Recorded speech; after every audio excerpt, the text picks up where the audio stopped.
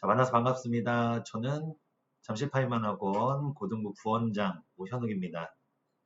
이렇게 항상 앞으로 이제 온라인으로 사람들 만나기도 그래가지고 온라인으로 설명을 할 예정이에요. 여러분들 한번 들어보시고. 자, 오늘 이 시간은 잠실고등학교 2학년 수학원 내신 분석 설명의 시간입니다. 네. 일단 먼저 이 고등학교 시험의 특징에 대해서 잠깐 보도록 하겠습니다. 네.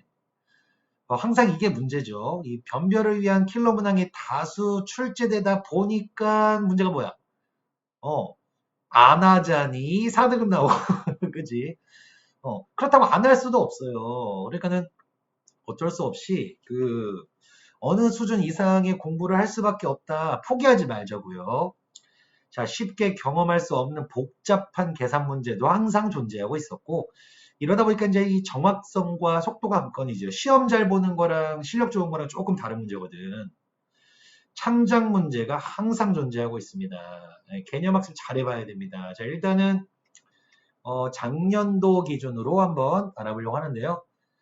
작년도 수학 1 1학기 중간고사는 총 23문제, 그 중에서 객관식 19문제, 주관식 4문제.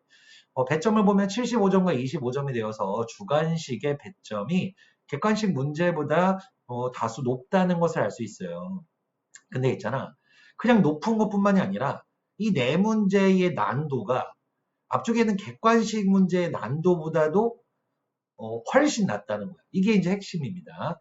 주관식 문제가 고1 때만 하더라도 주관식에 기억나시죠? 서술형 4번, 5번 항상 킬러 나오고 이랬었거든요. 근데 이 수1은 그러지가 않았다. 객관식이 좀 많이 까다로운 편이었다. 아시면 되겠고, 난이도는 선생님이 상으로 분류했어요.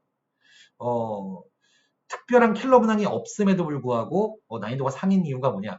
이게 평균적으로의 난도가 다 높다 보니까 푸는 입장에서는 와, 이 시험 까다롭구나 이렇게 느낄 수도 있습니다. 자, 그리고 시험의 특징은 신유형 문항 항상 존재하고 있고요. 킬러 문항 없었지만 이 평균적인 난이도가 매우 높았다. 이게 핵심이죠. 시간이 부족할 수밖에 없었어요. 시간 해결하는 게 중요했었고 상위권과 중위권 점수 완전히 나뉘어져 있습니다. 점점점 아마 그렇게 될 겁니다. 중위권이 상위권으로 역전할 수 있는 찬스가 점점 없어요. 왜? 과목의 난도가 점점 높아지다 보니까 점점 포기하는 아이들도 생기고. 그치? 자, 다음. 자, 내신 기출 단원별 난이도별 문항수를 한번 조사를 해봤더니 다음과 같다. 주목할 점은 쭉 상난도 문제가 나오고 있지만 여기 잘 보시면은 여기 이 지수함수와 로그함수 파트의 문제가 상난도도 2문제지만 중난도도 6문제로서 총 8문제 23문제 중에 이 함수 파트가 8문제나 존재하고 있다. 근데 핵심은 뭐냐, 이 여러가지 그래프의 이해 및 응용 정도가 성패를 좌우한 시험. 무슨 말이냐면 그래프 있잖아요. 그래프 문제를 풀다 보면은 뭐 교점을 구한다든지 아니면은 어떤 교점과 교점 사이의 거리를 구한다든지 뭐 넓이를 구한다든지, 그러니까는 이런 지수함수나 로그함수, 삼각함수 말고도 그냥 그 그래프 안에서의 응용을 하는 기본적인 실력이 필요한데 이런 것들이 되게 중요한 시험이었어요. 또 하나는 이 다수의 상난도 문제들이 이 수학 상 2차 방정식과 2차 함수 단원의 연계 문제들이라는 거야. 예를 들어서 어떤 뭐 근이 어디쯤에 있으라라든지, 뭐 대표적이지, 그치? 그리고 또 어떤 2차식으로 치환을 해가지고 구하는 여러 가지 스타일들. 그래서 이쪽이 잘 되어 있었어야지만 이번 시험에서도 점수를 받을 수 있었습니다. 정의를 내리는 주제들이 있는데요. 거듭제곱근, 삼각함수, 여기 파트. 특히 거듭제곱근. 여기 진짜 단골입니다. 정의 관련된 주제로 거의 빠뜨리지 않고 항상 나오는 단원이고요, 여기. 대충 이렇게 말하면 안 돼. 너희들 홀수 제곱근은 1개, 짝수 제곱근은 뭐 부호에 따라 몇 개, 이렇게만 알면 안 되고, 그것이 이제 어떤 그래프, xn제곱이라는 그래프를 바탕으로 왜 1개가 나오고 왜 2개가 나오는지를 이해를 해야 되고요. 정의 정확하게 알고 있어야 됩니다. 삼각함도 마찬가지입니다. 자, 예를 들어서 이제 이런 문제가 있었어요.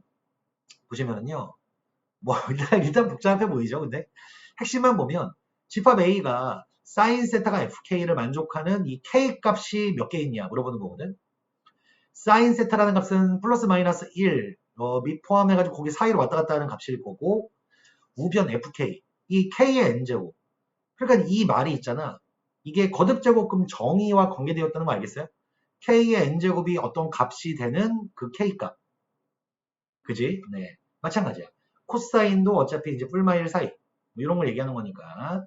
이게 지금 거듭제곱근 정의 관련된 문제라는 거. 기억에서 뭐 역함수가 존재한다면 이 말이 n이 홀수라는 것을 말하는 건데 역시나 쌤이랑 내신 분석할 때 실제 내신 대비할 때 자세히 말씀을 드리겠습니다. 그래서 이런 식으로 이 거듭제곱근 관련된 응용 문제들도 존재할 수 있고요.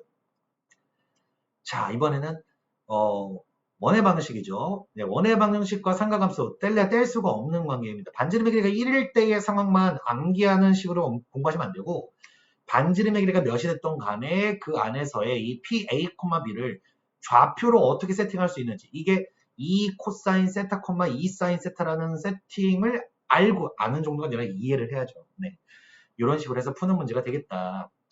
자, 그래요. 자세한 풀이는 수업 시간에 한번 해보고 이 등장하는 문제들의 스타일들을 잠깐 보시면 좋겠는데 이렇게 뭔가 시중에 잘 있는 문제 스타일은 아니고요. 항상 창작을 바탕으로 하는 문제들인데 고1 내용이 좀 필요하다는 것도 알 수 있고 보시면은 그치? 기울기 얘기하고 접선의 기울기 얘기하고 있으니까 뭐 넓이 구한다든지 이런 것들이야. 그래서 이제 총평하자면 일단 시간을 줄이기 위해서는 유형화된 문제 정도는 반복 수다를 해가지고 시간을 최대한 줄여놔야 돼. 쌤 생각에는 23문제에서 내가 이제 한 중상 난도 문제까지 다 푸는데 15분이 채 걸리면 안 될 것 같아. 연습을 하면서 이렇게. 또 하나는 개념 자체의 적확, 정확도 아닙니다. 이거 오타 아니에요. 네. 적확한 이해가 필요하다. 그래요. 정확하면서도 그 틀림이 없어야 됩니다. 특히 거듭제곱근과 삼각함수에 대해서 그럴 거고요. 여기 파트 항상 개념 물어보는 문제 항상 존재하고 있어요. 이 가짜 상위권이 다 걸러집니다. 특히 유형학습 혹은 이런 그 뭔가 풀이를 공부해서 하는 이런 아이들 이제 다 걸러지게 되어 있습니다. 개념 자체의 이해가 정말 중요한 파트 수학 1입니다. 최상위권 입장에서는 100점도 가능한데요. 이게 이유가 있어요. 실수를 할 만한 포인트들이 잘 없어. 있어도 이미 선생님이 수업 시간에 말했을 거야. 그 로그가 정의될 때 뭐 2차 부등식 활용하는 거 그 정도 실수할 수 있는 뭐 그 정도 이야기일 텐데 이번 시험 문제에서는 이제 딱히 그런 포인트가 없기 때문에 100점도 가능합니다. 실력에 따라서는. 자, 중위권의 공부량 상상 초월했는데 이거 왜 그러냐면요. 유형 공부만 하지 말자는 거예요. 개념을 바탕으로 한 유형 공부를 반복 수탁을 해서 빨리 푸는 게 중요하다. 그리고 도전해야 됩니다. 킬러가 없어도 어려워요, 지금 문제가. 자, 고난도 문제가 나오는 단어에서 이게 핵심이죠. 고난도 문제가 이 지수함수와 로그함수에 많이 쏠려 있다는 거. 고난도뿐만이 아니죠. 전반적인 문제들이 여기 23문제, 8문제가 얼마나 많은 거야. 그지? 그렇다고 이제 뭐 지수함수랑 로그함수 개형만 공부할 건 아니라는 거지. 네, 그래서 여러 가지 응용 문제가 필요하고 특히 이제 모의고사에서 어떤 식으로 활용되고 있는지 우리 3월 수업을 통해서 같이 쌤이랑 같이 이런 식으로 활용되고 있구나 한번 경험을 쌓아보는 3월이 되었으면 좋겠습니다. 자, 이 잠신고 문제를 가지고 이렇게 한번 확인을 해봤는데 그럼 앞으로 내신 대비까지 꽤 시간이 좀 남아 있어요, 그죠?